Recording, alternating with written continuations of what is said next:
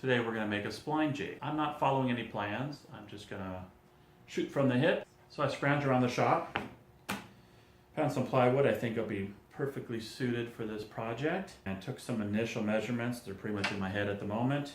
So once I cut this down to size, all of the scrap pieces are going to be utilized, which is great. There'll be no waste in this project. The strip that's going to be cut off of here will be mounted to the miter gauges themselves. Some of the offcuts here in the end I'm going to use for brackets to support the little channel.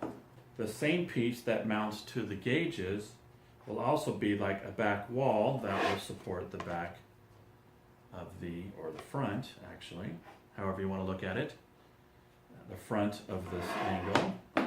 So let's get cutting.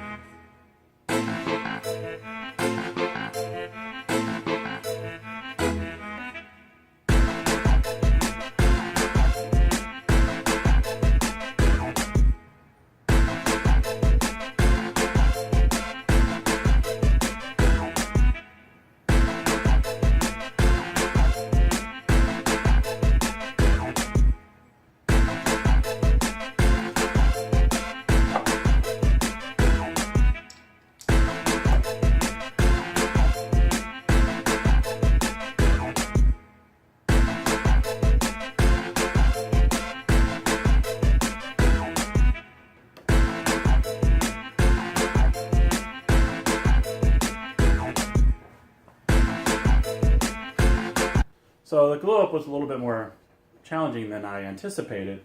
I honestly wasn't sure how to go about it. What was fortunate is I had these offcuts were perfect 90 degree.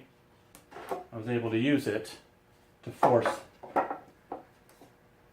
perfect 90, and it was also convenient. It's because of the way this jig is built. It's flat here, and by putting in the insert, then you had a flat surface to pull upon. And then I kind of put these in the back just as the means to help. If I were to over tighten, it could conceivably push it this way. So I use this as just kind of like a key, sort of as a wedge to sort of lock it where it was at. And that seemed to work. So I'm not sure if there would have been an easier way to have done this. So results may vary.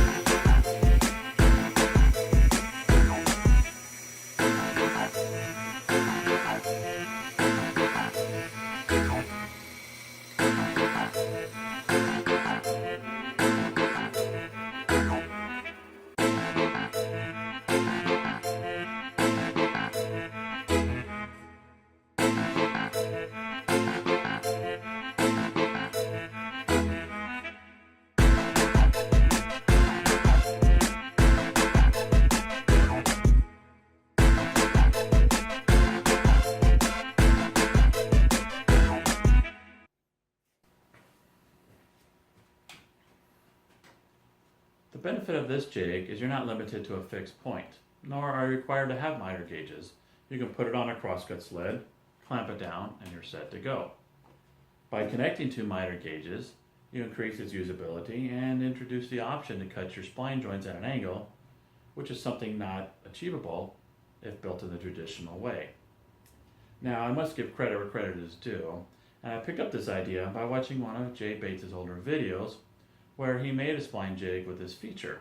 Well, it made such perfect sense to me, I decided to put that into my design as well.